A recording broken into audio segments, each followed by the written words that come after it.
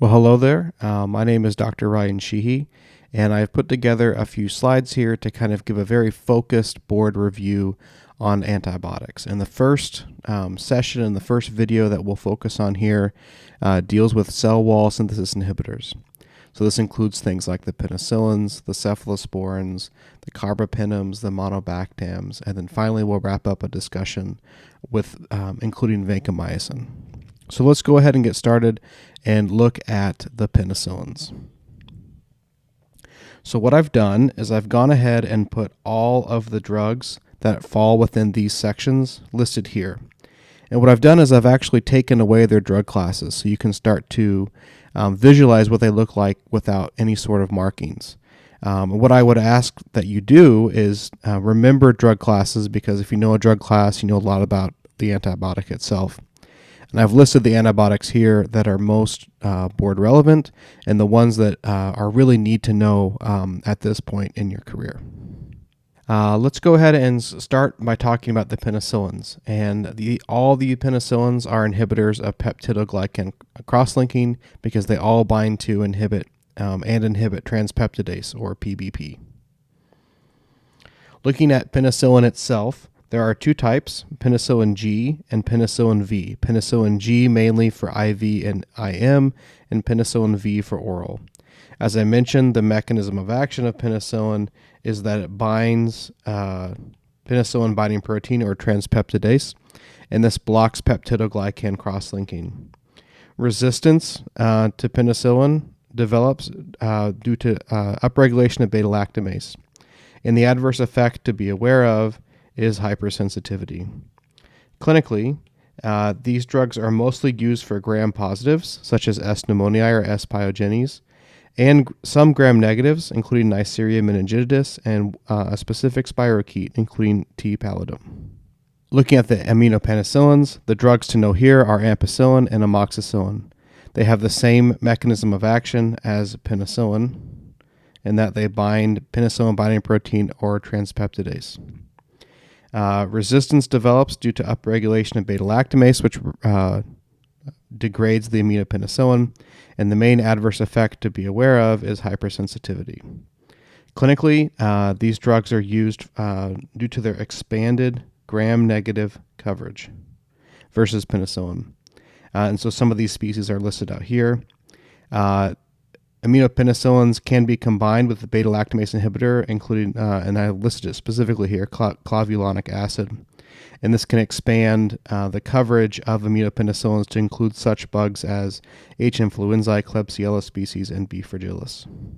Looking at the penicillinase-resistant penicillins, you'll see that nafcillin, oxacillin, and dicloxacillin are here. Methicillin is also a penicillinase-resistant penicillin, hence MRSA, but it's not used clinically, so I'm not listing it here. These have the same mechanism of action as other penicillins. Resistance is due to altered transpeptidase binding, or penicillin binding protein binding, and that's how MRSA results. And the main adverse effect here is hypersensitivity. Clinically, these drugs are used for staph, S. aureus and S. epidermidis. The last group of penicillins are the anti-pseudomonal penicillins, and this really includes just one drug, piperacillin. It binds transpeptidase, so it has the same mechanism of action as the other penicillins.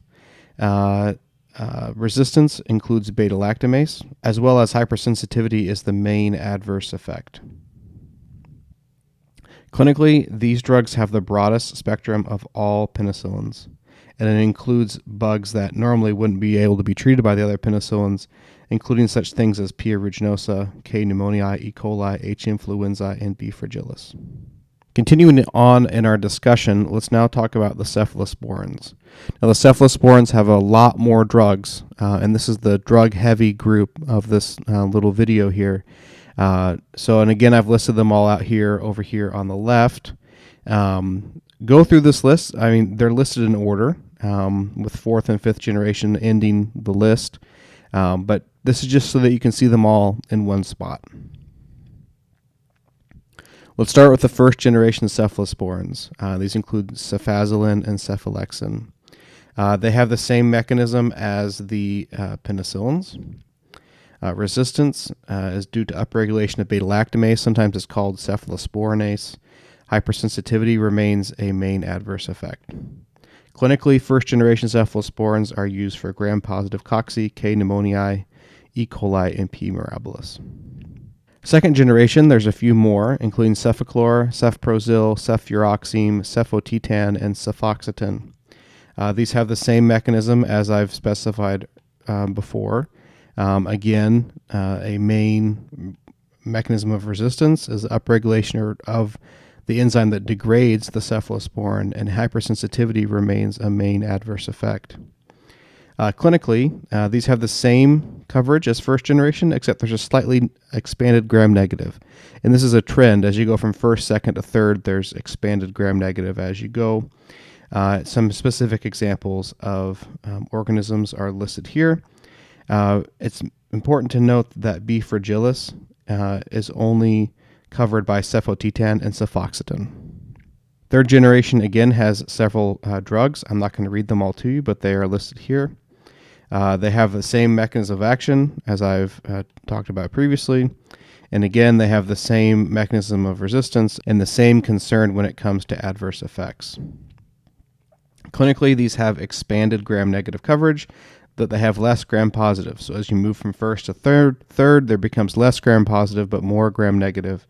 In some specific species that these third-generation cephalosporins are active against are listed here.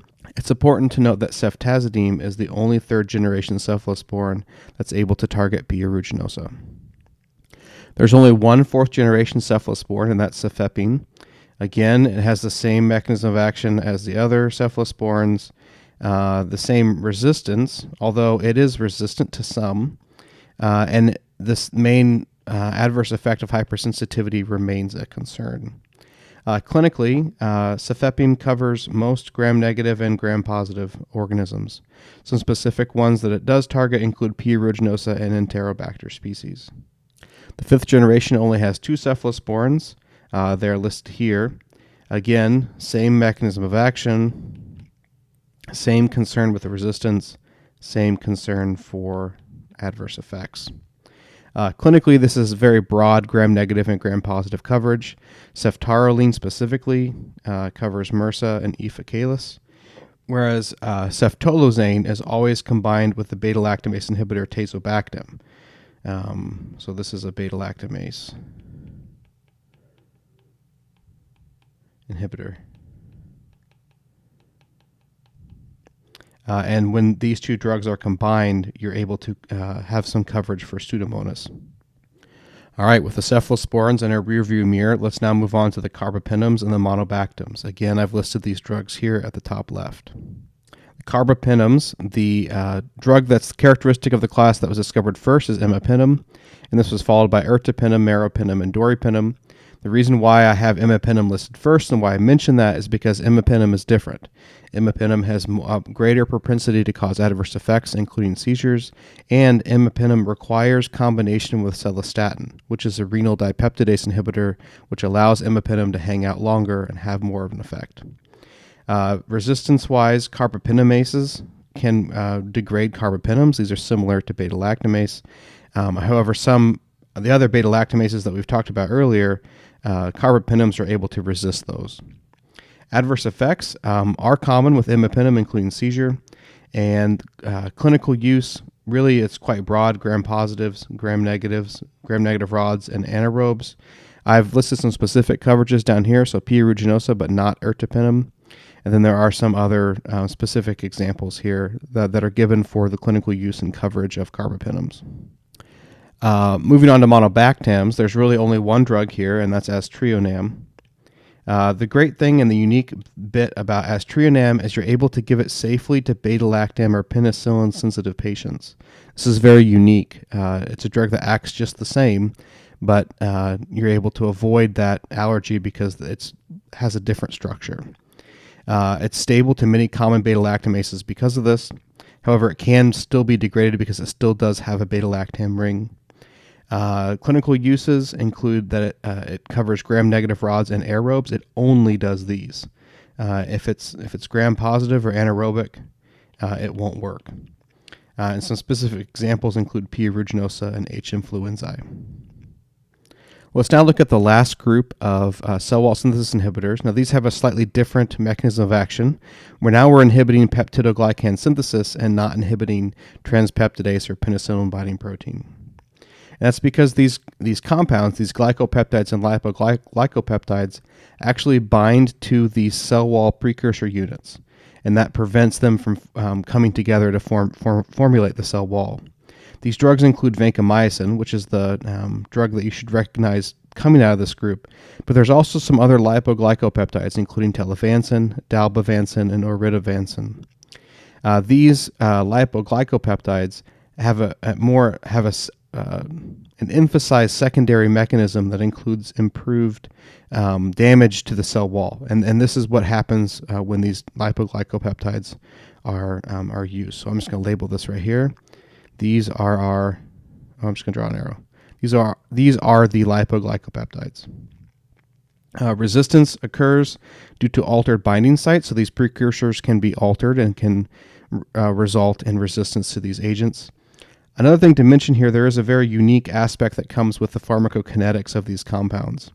So these are absorbed very poorly after oral administration. So IV is required for systemic distribution, but if the compound is given orally, it will stay in the GI tract, which can be to its advantage if that specific pharmacokinetic aspect is taken advantage of. Some adverse effects to be aware of. There's a very characteristic red man syndrome that can result from vancomycin if it's infused too quickly, and nephrotoxicity is also can be an issue with vancomycin. Clinically, these drugs are used for gram-positives only, but include such things as MRSA or other multi-drug resistant strains, C. difficile if it's given orally, as well as S. epidermidis. Just to wrap things up, these are the sources that I used in the creation of these quick and dirty slides to review cell wall synthesis inhibitors in your focus antibiotic board review.